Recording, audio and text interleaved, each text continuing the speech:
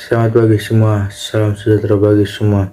Izin memperkenalkan diri, nama saya Victor Festungkir. Prodi Farmaceuti B20, NIM 200-57, asal sekolah ITPB Balongan Indramayu. Di sini saya akan menjawab soal-soal UAS pengelolaan pencemaran industri. Pertama-tama saya ingin menjawab soal pertanyaan nomor 1.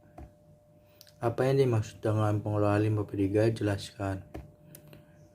Yang dimaksud dengan pengelolaan limbah B3, pengelolaan limbah B3 adalah kegiatan yang meliputi pengurangan, penyimpanan, pengumpulan, pengangkutan, pemanfaatan, pengolahan, dan atau penimbunan. Di sini saya akan menjawab soal pertanyaan nomor 2. Sebutkan dan jelaskan karakteristik dan kategori limbah B3. Mudah meledak. Limbah yang mudah meledak atau eksplosif adalah limbah yang sangat suhu dan tekanan standar dapat meledak. Jika mudah menyala atau flammable, limbah ini adalah sampah berbahaya yang mudah terbakar karena kontak dengan udara, nyala api, air atau bahan lainnya walaupun suhu dan tekanan standar. Reaktif. Limbah yang pada keadaan normal tidak stabil dan dapat mengerjakan perubahan tanpa peledakan. Infeksi. Salah satu karakter limbah B3 berasal dari kegiatan medis seperti dari rumah sakit yang menimbulkan infeksi. Korosif. Limbah ini memiliki ciri bisa menyebabkan iritasi kulit, menyebabkan karat pada baja, memiliki pH 7,2 jika bersifat asam dan 7,2,5 jika bersifat basah. Beracun. Limbah yang beracun bagi makhluk hidup. Di sini saya akan menjawab limbah B3 kategori 1. Apa-apa aja sih di dalam kategori 1? Memiliki karakteristik mudah meledak, mudah menyala, reaktif, infeksius, dan atau korosif. Memiliki nilai konsentrasi zat pencemar lebih besar atau sama dengan konsentrasi zat pencemar TCLP. A. Memiliki nilai LD50 lebih kecil atau sama dengan 50 mg atau kg berat badan hewan uji. Untuk karakteristik beracun melalui uji toksikologi LD50. Di sini saya akan menjawab limbah B3 apa aja sih di kategori 2. Memiliki nilai konsentrasi zat pencemar lebih kecil atau sama dengan nilai konsentrasi zat pencemar TCLR RA dan lebih besar dari nilai konsentrasi zat pencemar TCLPB. Memiliki nilai LD50 yang lebih besar dari 50 mg atau kg berat hewan uji dan lebih kecil dari atau sama dengan 5000 mg atau kg berat badan hewan uji.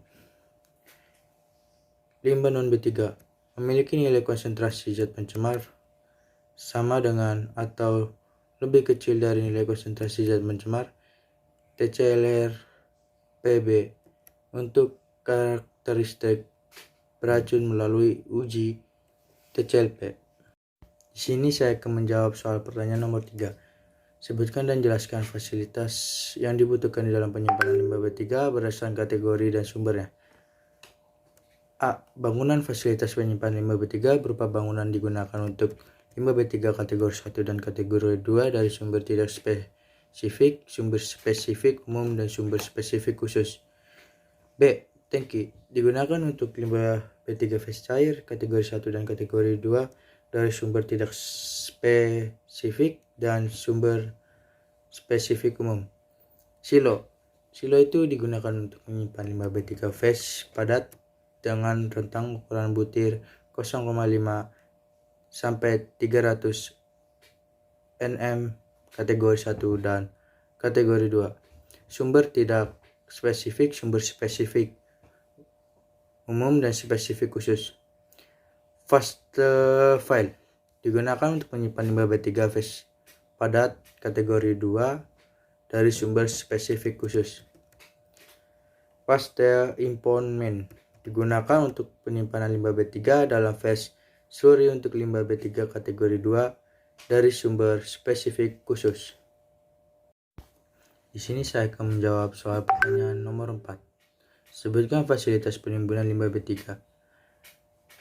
1. Penimbunan akhir yang terdiri dari fasilitas penimbunan akhir kelas 1, fasilitas penimbunan akhir kelas 2, fasilitas penimbunan akhir kelas 3. B. Sumber injeksi. C. Penempatan kembali area bekas tambang. D. Bendungan penampung limbah tambang. E. Fasilitas penimbunan limbah B3 lain sesuai dengan perkembangan ilmu pengetahuan dan teknologi. Di sini saya akan menjawab soal pertanyaan nomor 5. Sebutkan dan jelaskan metode pengolahan limbah B3. Di sini ada metodenya, ada 5 ya, yaitu thermal. Thermal itu dilakukan melalui proses incinerasi dan cara lain sesuai dengan perkembangan ilmu pengetahuan dan teknologi, tidak memiliki karakter mudah meledak radioaktif. B. Stabilisasi dan solidifikasi dilakukan terhadap limbah yang memiliki karakteristik mudah meledak, mudah menyala, reaktif, infeksius, korosif, dan beracun, dan berwujud cair atau lumpur. C. Bioremediasi dapat dilakukan dengan metode land farming dan atau biofuel. Elektroagulasi dilakukan terhadap limbah B3 fase cair harus berada di daerah bebas banjir atau daerah yang dapat dilakukan rekayasa dengan teknologi untuk pelindungan dan pengolahan lingkungan hidup. D. Pencucian dilakukan terhadap pencucian tangki kapal dan pencucian kemasan limbah B3. Di sini saya akan menjawab soal pertanyaan nomor 6. Tuliskan dan jelaskan fasilitas penyimpanan limbah B3 berdasarkan jenisnya dan waktu maksimal penyimpanannya dalam bentuk tabel di atas. Fasilitas bangunan termasuk di dalam kategori 1 dan kategori 2 dalam sumber tidak spesifik, dan kategori 2 spesifik umum, dan kategori 3 spesifik khusus. Dan tangki dan lindi dimasukkan di dalam kategori 1 dan kategori 2 sumber tidak spesifik, dan kategori 2 spesifik umum, dan kategori 3 spesifik khusus. Dan silo dimasukkan dalam kategori 1, kategori 2 sumber tidak spesifik, dan kategori 2 spesifik umum, dan kategori 3 spesifik khusus.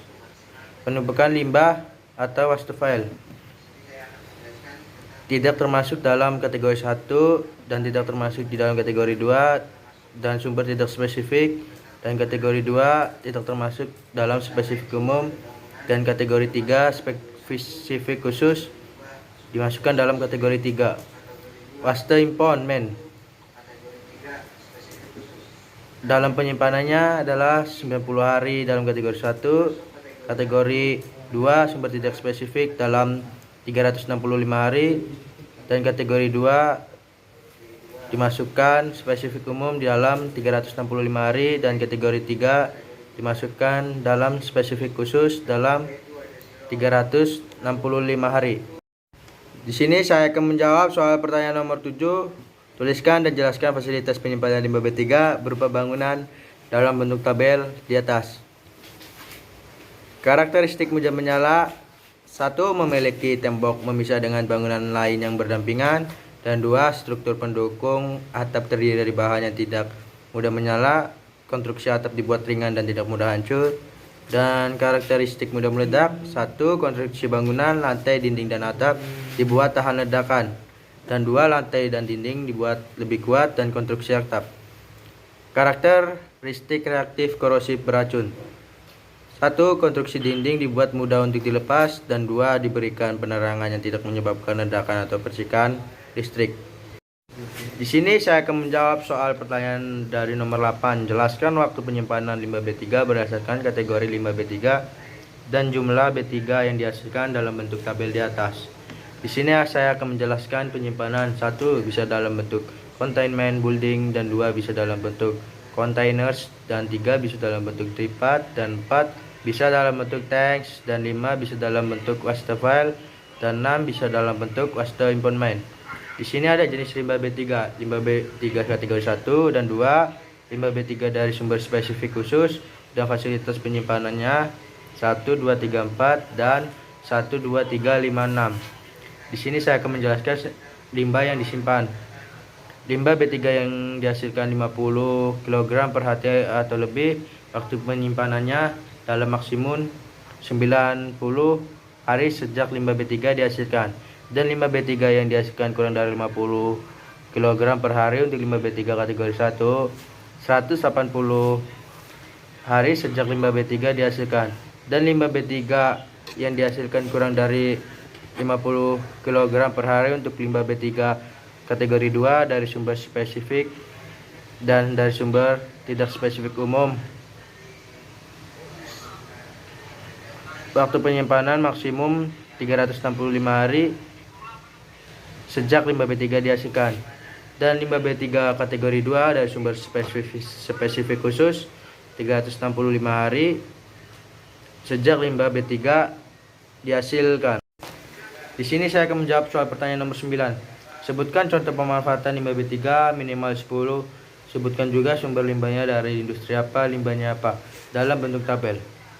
Di sini saya akan memperterangkan dalam tabel di atas. Sumber energi alternatif, bahan hayati dianggap limbah ketika diolah menjadi bioara, dan 2 sumber energi dengan cara processing atau limbah B3 biomas pabrik semen, dan 3 bahan baku industri batako, limbah fly atau bottom ice, dan 4 bahan baku kertas love grade, limbah paper stock, dan 5 bahan bakar alternatif, limbah pine sludge, bahan baku industri ref lakor, limbah silika terkontaminasi, bahan bakar alternatif, limbah solvent bekas, dan bahan baku peleburan logam, limbah kemasan bekas, dan bahan baku industri semen, limbah dengan kadar CaSI dan Fe 50%.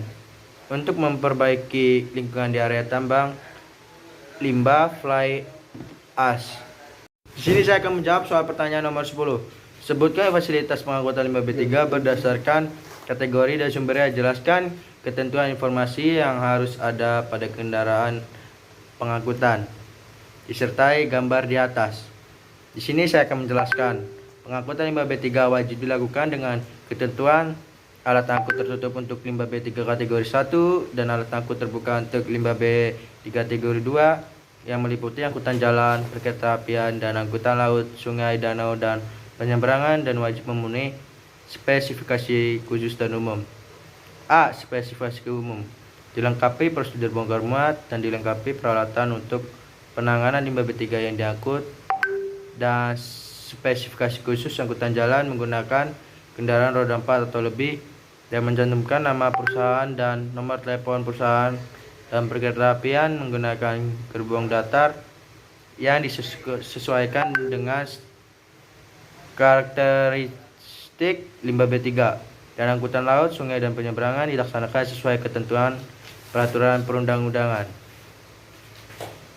Di sini saya akan menjelaskan gambar di atas alat angkut tertutup untuk limbah B3 kategori 1 dan alat angkut terbuka untuk limbah B3 kategori 2. Di sini saya akan menjawab juga meliputi angkutan jalan, perkeretaapian, dan angkutan laut, sungai, dan danau, dan penyeberangan.